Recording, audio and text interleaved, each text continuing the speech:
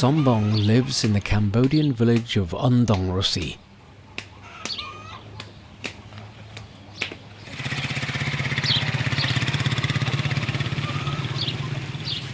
She's highly skilled at her craft, relying on nothing but her hands and years of experience to churn out her pottery, which is a staple in the village.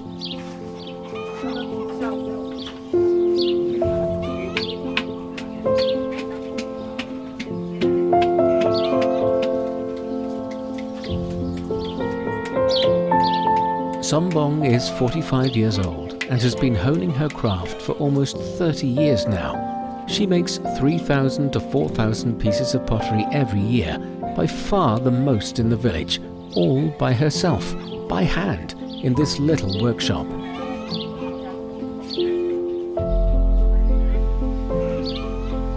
Pottery has long been a tradition in the village, evident in the many pots, jars and tea sets that can be found on the shelves and floors of every household.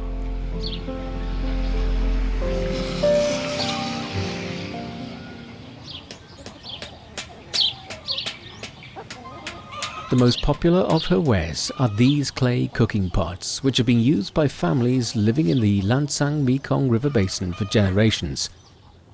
This coarse pottery is breathable, which is conducive to heating up food and keeping it fresh.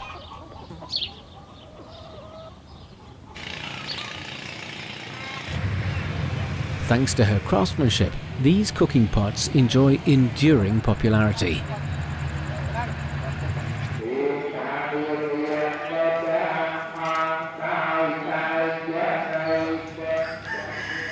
Sombong learned pottery from her mother, Chia Art.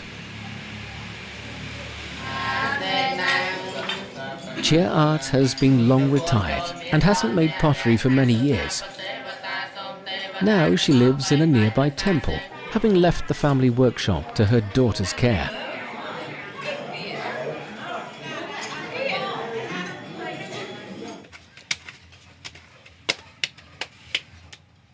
Here, pottery is passed down only from mothers to their daughters.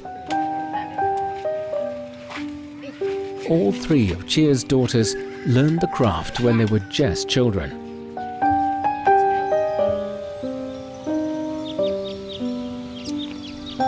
The clay is gathered from the hill behind the temple, and it's so abundant, villagers refer to it as their gold mine.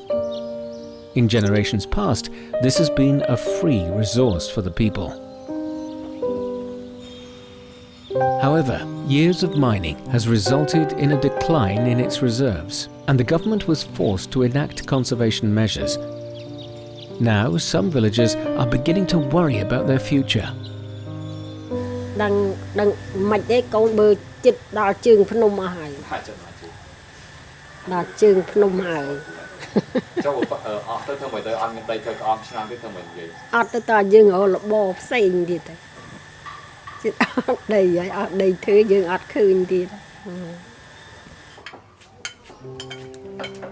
Now retired and a devout Buddhist, this reality does not concern Chia as much as it does others.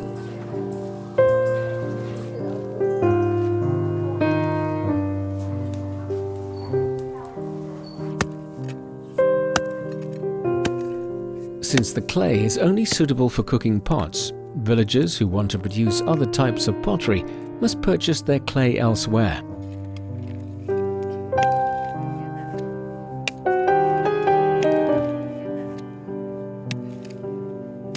Luckily, Sombong doesn't have to worry because there is enough clay in the land she owns.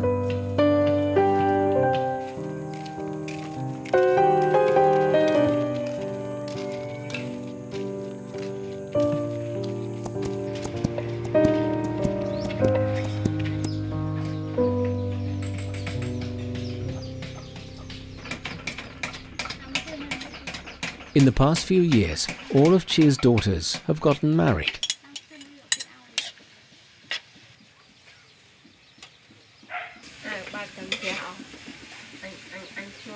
Sokari, Sombong's oldest daughter, used to work at the local factory. Unfortunately, it shut down, so she's come home to help her mother. Còn cái môn đừng nhom thừa đi hả bùng nhom thư môn thừa cũng chạ nhom thừa đi chơi thằng ban nhom ban mai của ta thừa đi chơi tới xong chuồng chạ đâu có lúa cũng chạ cái anh chúng tới bên ca nghe thứ dương thừa đi vĩnh cứ môi cái chăm vô là hụt. Like Sombong, Sokari enjoys the loving process of making pottery by hand. In the future, she'll take over the family business. But until then, she still has a lot to learn from her mother. Vì bà thằng nhom đông đây mình nâng hay nâng ở đây nhom pi chụp bạch tới vì phía đấy dương ở cả làng đây phấn chà bà ta nâng hay nâng đâu pi dương không nhưng mà sau vậy đó tha thông với cửa thư chùm niên đi mày thì mấy cô chùm niên luôn nhom thơ ba mùi pi vậy đó nhưng thơ mình tay thơ chớn tao hùa gì đây cả làng nó đòn.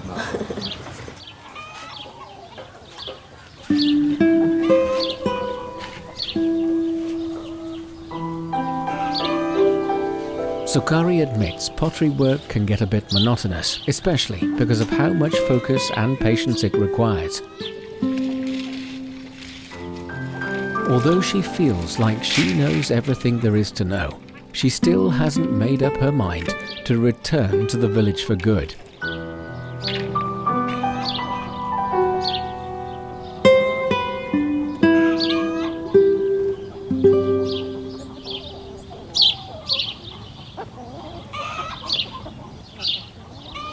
Before the cooking pots are finished, they must go through a process called firing.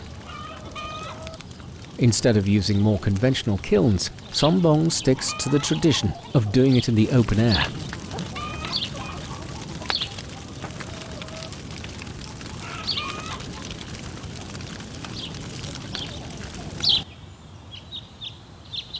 This kind of clay pot is the symbol of Kampong Chnang province, which not coincidentally means port of pottery in the Khmer language.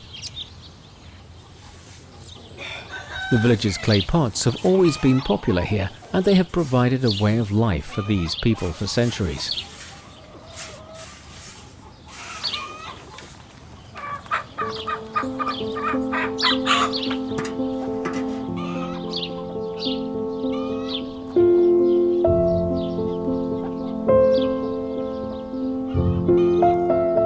Above all, pottery has given women like these a choice, an opportunity to be creative and self-reliant in a way that embraces their culture and honours their traditions. Sombong hopes with all her heart that her daughters will follow in her footsteps and perhaps one day even pass the torch to their own children. After all, pottery has given her a fulfilling life, and she wants her daughters to benefit from it every bit as much as she has.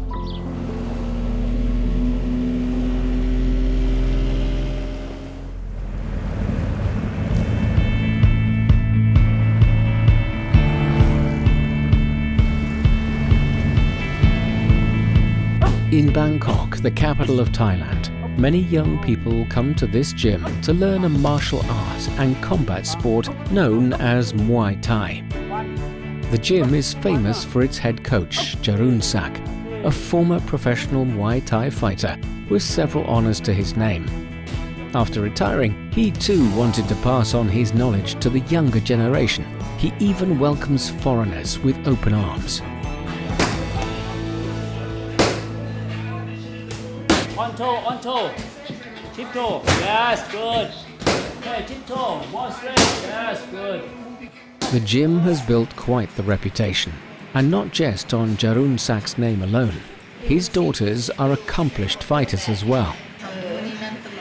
20-year-old Nacha Kamon started practicing Muay Thai at 8 and is now a professional fighter. Okay. Her younger sister Anna is just 16 and shares the same passion for the sport.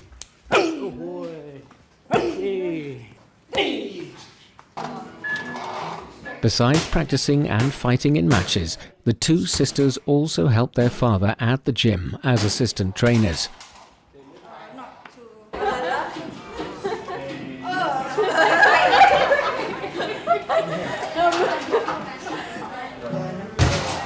But for Yerunsak, who comes from Thailand's rural countryside, this is not what he had in mind for them. He learned Muay Thai in Bangkok only to lift himself out of poverty. He knows all too well the hard path in front of them. โอเคลูกเอานั่นขึ้นมาดีโอเคนั่นแหละทีนี้ยังไงบ้างนี่เขาแต่วืดอ่ะแต่ปุ๊บลองดึงมานี่วืดปุ๊บปุ๊บปั๊บนะลองดูดิปุ๊บปั๊บไม่ใช่ล้างมือดิ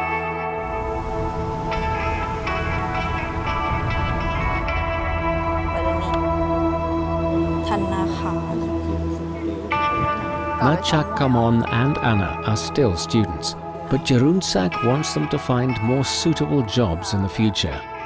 However, it seems as if the girls have something else in mind.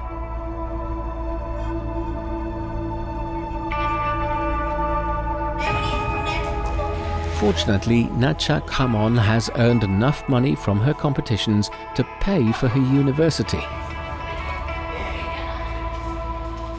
Anna wants to become a professional Muay Thai fighter, or even a coach like her father.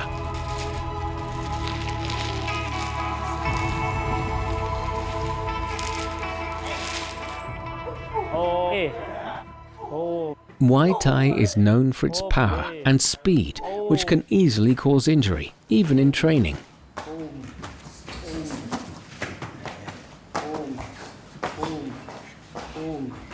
บางทีก็เวลาตีเข่าอย่างเงี้ยมันจะเป้าอยู่ตรงนี้ใช่ไหมคะแต่เราแบบตีบางทีมันก็พืดไปโดนตรงหน้าอกอย่างเงี้ยมันก็จะเจ็บเพราะมันกระดูกค่ะเขาก็จะเจ็บบางทีเตะก็ไปโดนตรงกระดูกตรงเอวอะไรอย่างเงี้ยค่ะก็จะเจ็บเขาก็จะเจ็บด้วยที่หนักสุดก็ที่เวลาเตะเป้าอะค่ะนักมวยเขาจะเตะหนักเลยเวลาคนรับอะมันจะเขียวมันจะปูดเนี่ยเขาก็ต้องทนให้เรา As proud as Yerunsak is of his daughters, he still worries about them.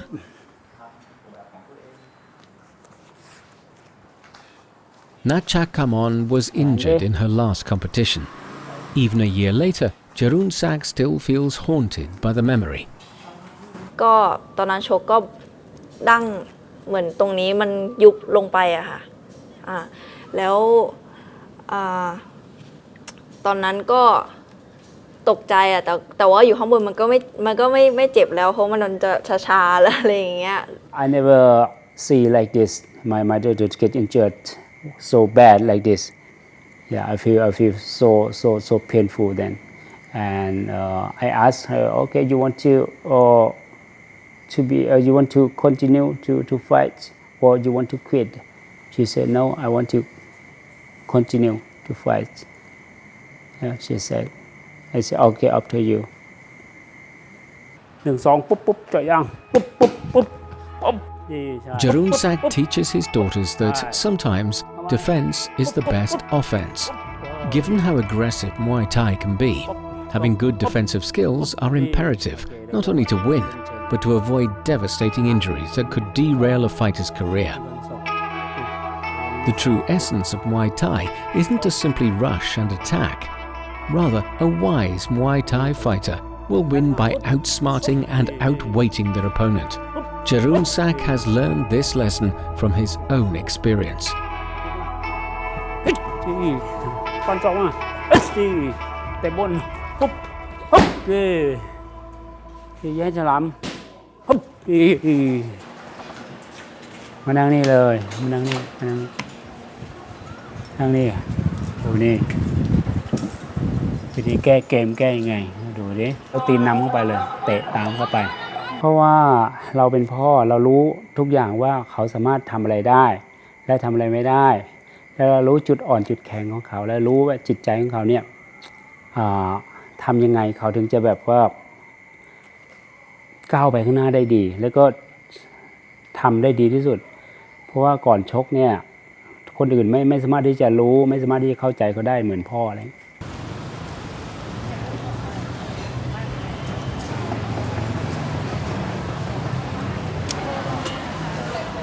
An annual Muay Thai championship for women will be held in the coming months. วันนี้สุดท้าย Both of his daughters have been invited to the upcoming competition, so Jurunsak and his wife have prepared a special dinner to celebrate. While the meal offers a nice break for the two sisters, they know they'll be spending a lot more hours in the ring from here on out.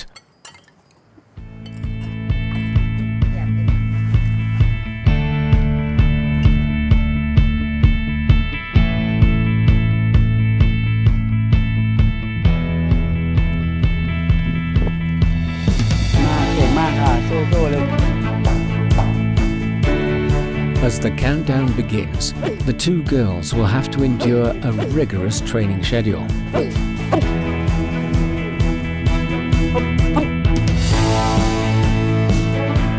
This is the reality for a Muay Thai fighter. There is no turning back, no going halfway. They need to be in elite physical condition and train like their lives depend on it.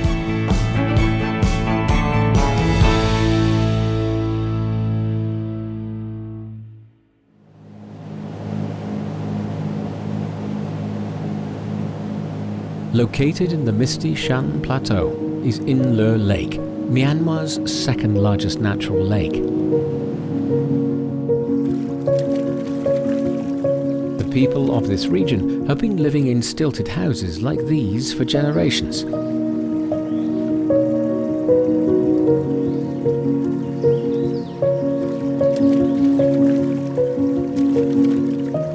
Here the thoroughfares are waterways, so the only means of transportation is by boat.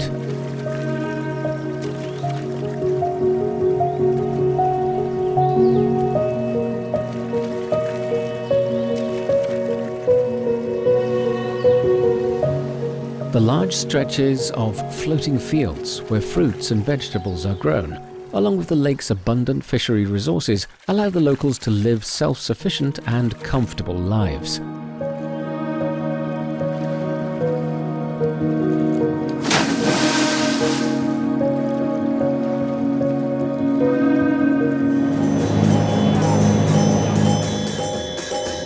Yet, out of this seemingly ordinary existence, something truly extraordinary has been born.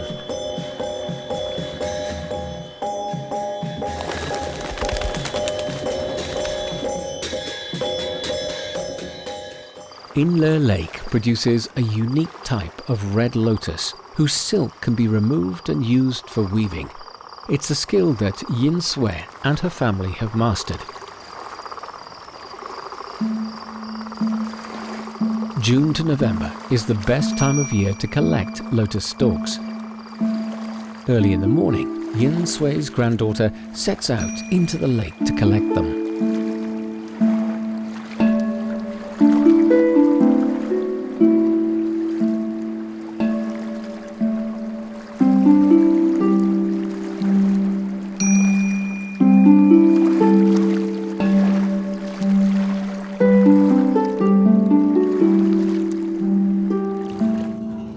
First, the silk must be extracted.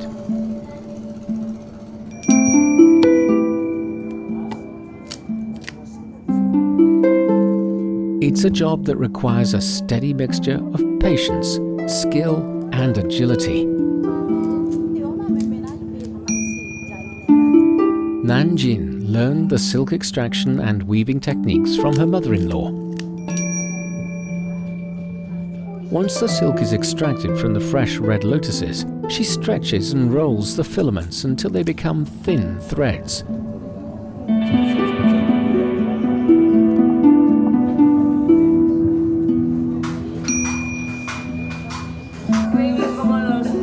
Today, a group of foreign tourists have come to watch Nanjin's silk weaving demonstration.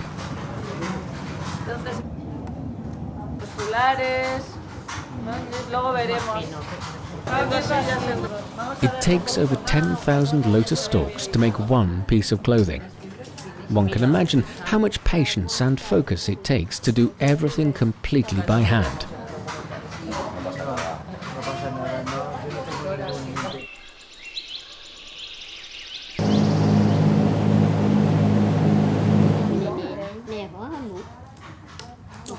Each day, Nanjin sits at her workbench, silently breaking each individual stalk and extracting its silk.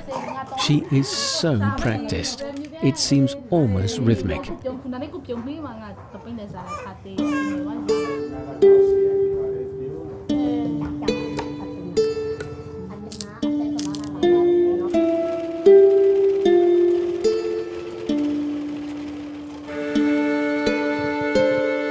After extracting enough silk, the filaments are joined with a spindle to form tougher threads, and then finally transferred to a hand-cranked spinning wheel.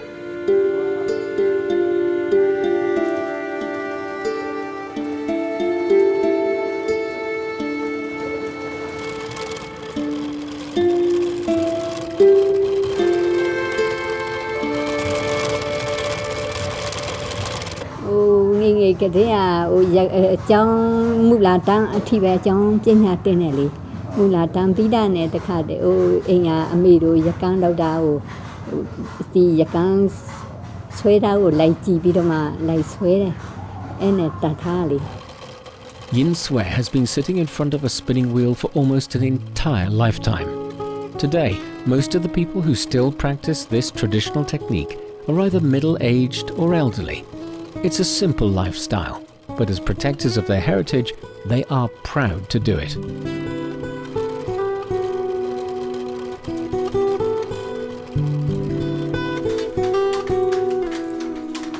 In Myanmar, lotus silk is considered to be a noble material.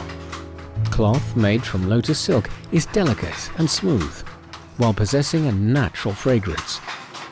In the past, lotus silk cloth was only used for making robes for Buddhist monks. Now, it is gradually getting recognition from the general public and the international garment industry as one of the world's most expensive fabrics. However, its future is uncertain, as the number of lotus stalks in the lake are declining, along with the number of silk weavers. Today, Inle Lake has become a popular tourist attraction, and its folk festivals are attracting global spectators. As the locals receive more attention from the outside world, it gives them even more reason to keep their traditions alive.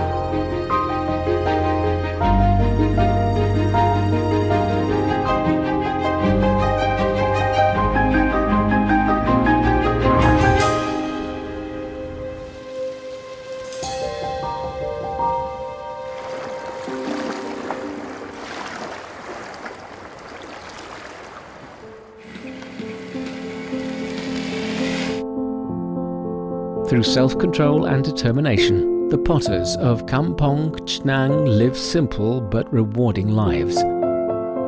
Through practice and persistence, the young Muay Thai fighters are living their dreams. Through serenity and faith, the tradition of producing lotus silk is still alive today. This is the wisdom of life on the Mekong River.